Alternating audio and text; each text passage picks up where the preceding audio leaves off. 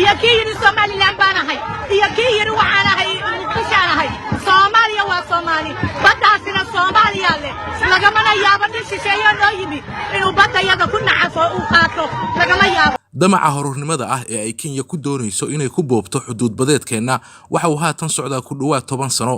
Soomaaliya waxay doonaysaa in cabirka xadka badda si toos ah loola dheeriyo xadka dhulkeeda halka Kenya ay doonayso in si sharci darro ah loo weeciyo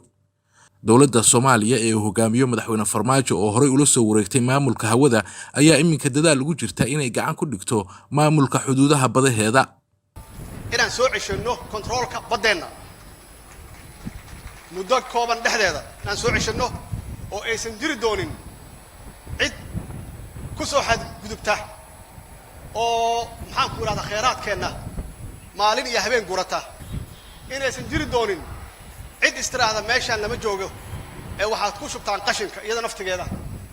waxaan rajaynaynaa hadduu eebba yiraahdo muddo yar dhexdeeda inaan gacanteena ku soo celino oo ninkii ku xadgudba badeena aan sharciga adduunka aan marsiin doono insha Allah hadduu la yiraahdo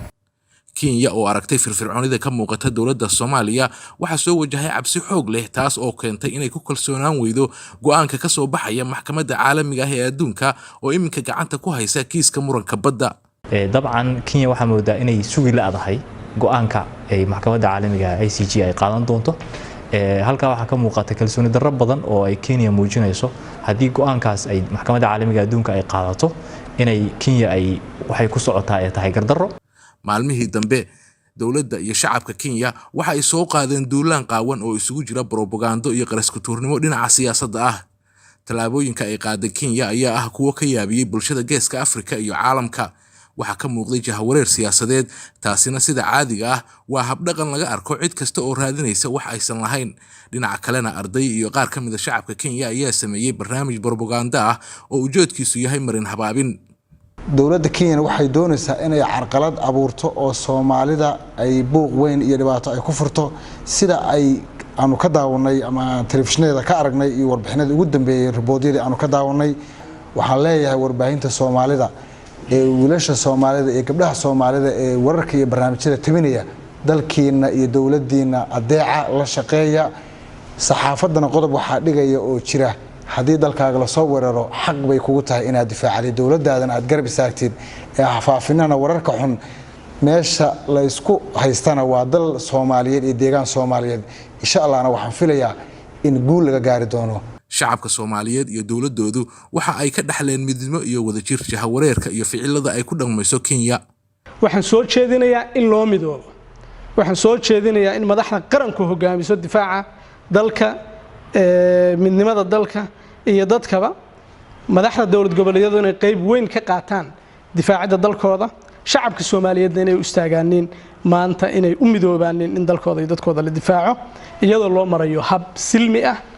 iyo dariiqooyinkan xaq u leena siyaasiyiinta mucaaradka ah ee bari kuraasta dalka u tartamaya waxay siyaasiyiin u yihiin dalkan iyo dadkan Soomaaliyeed maanta badoodii la hunguriyeenayo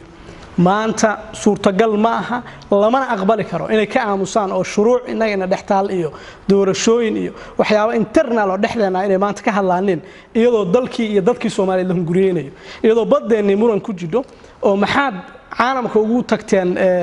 garsoorka layna ku haysto oo nala ku challenge garaynayo oo waxa waaye wixii heshiisyadii dalka u dhaxeeyay labada dal loo burinayo waa inay dadka Soomaaliyeed fahmaan oo meel iska dhigaan wax dhexdooda ku jira waxa khilaafaad yar iyo waxyaabo raqiis ah inay meel iska dhigaan ay fahmaan inay qadiyadooda u midoobaan oo difaacaan arintan maanta waa ku celinaya waxay looga gudbi karaa in ay dadka Soomaali u midoobaan qadiyad mid ka qaataan dawladoodana ay ku taageeraan ilaa ay hadda go'aamada ay qaadatay iyo kuwa wanaagsan aan ka filayno insha Allah Kenya faa'iido badan ayay ku qabtaa Soomaaliya marka la fiiriyo dakhliga ka soo gala dalkeena waa mid aad u badan runtii faa'iido badan bay ku qabtaa Kenya dadka Soomaaliya oo ay ka mid tahay arrimaha ganacsiga oo runtii ganacsi badan oo dalka Soomaaliya soo gaara ay dadka Kenya ay ku qabaan sida qaadka oo kale oo ay malaayiin dollar ay ku qaataan ayadoo dawladda Soomaaliya ay canshuur badan aysan ka qaadin faa'iidooyinka aan isleeyahay dawladda Kenya waxay ka heshaa ummadda Soomaaliyeed waxa ka mid ah in hay'adaha caalamiga internationalka oo Soomaaliya ku taxalluqa inay degan yihiin dalka Kenya taasoo ay ka qaadaan canshuur badan ay ka helaan shaqaalaysiin badan ay ka helaan mashaariic badan oo ummadda Soomaaliyeed ay lahayd faa'iidooyin kale oo aan isleeyahay waxay ka helaan dalka Soomaaliya waxa ka mid ah in dhul Soomaaliyeed oo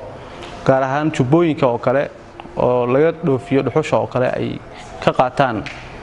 percentage dhaqaalaha halka laga helo waxyaabahaas oo dhan waxa weeye faa'iidada ay dalka Kenya ay ku qabaan ummadda Soomaaliyeed anaga waxaan qabnaa in dalka Kenya ay faa'iido ku qabto Soomaaliya sababo dhowr ah dartood oo ay ka mid tahay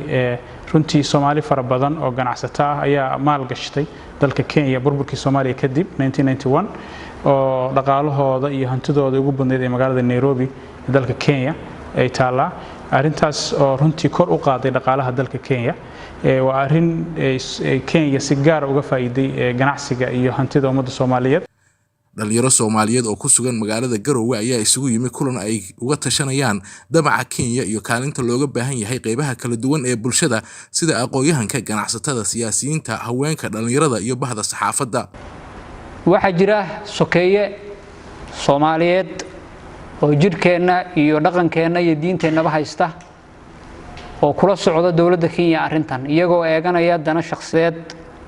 iyo waliba kuwa lagu dhaqray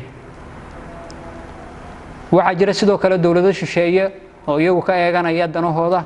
oo ku taageeraya kuna gacan siinaya Kenya gardaradan ay wado waxa ummadda Soomaaliyeed la gudboon aniga aragtidayda inay marka koowaad dawladooda taageeraan dawladnimada iyo qarannimada wax lagu ceshadaa laguma ceshado waxa la yiraahdo kala qaybsani iyo shacab iyo qaylo dhalinyarada Soomaaliyeed waxa way arintan inay ka dhidhiyaan oo doodo badan ka sameeyaan oo meelo badan ay ka hadlaan sababta waddanka waxa way ciidda maanta awoodeeda haday ciidan noqotay haday wax kala noqotaba saameynta ugu badan ee ku dhacayso waa dhalinyaro marka dhalinyarada Soomaaliyeed inay ka qayb qaataan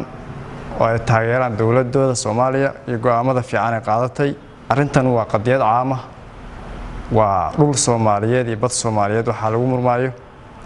cid walbana waa og tahay waxaan rabaa inaan u sheego Kenyaatiga iyo inta dabada ka riixaysa Soomaaliya Soomaali baa leh dad bay haysataa aqoonyahan bay haysataa meel walba jooga ma xilliga la faa'iideysan lahaa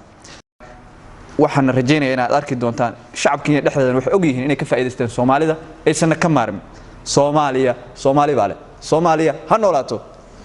waxa waajib ah qof kasto Soomaaliya inuu san qof ku halayn uu ka dhiidhiyo wuxuu yiri saci cadaa maalinta la cunay baa ana la cunay yiri saciyaash dhowrki saaco waxa way maalinba mid la cuni jiray marka waxa loo baahan yahay hadii baddaas waxa way maanta la qaato bari waxa way dhulka la qaadanaya maalinta dambe wax kala la qaadanaya marka insha Allah ibnillaahi kariim waxa loo baahan yahay in aragti fog laga yeesho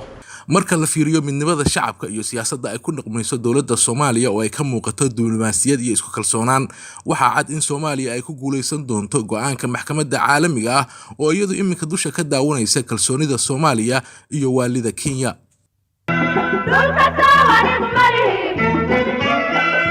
Nasha sawani gumari, umaysa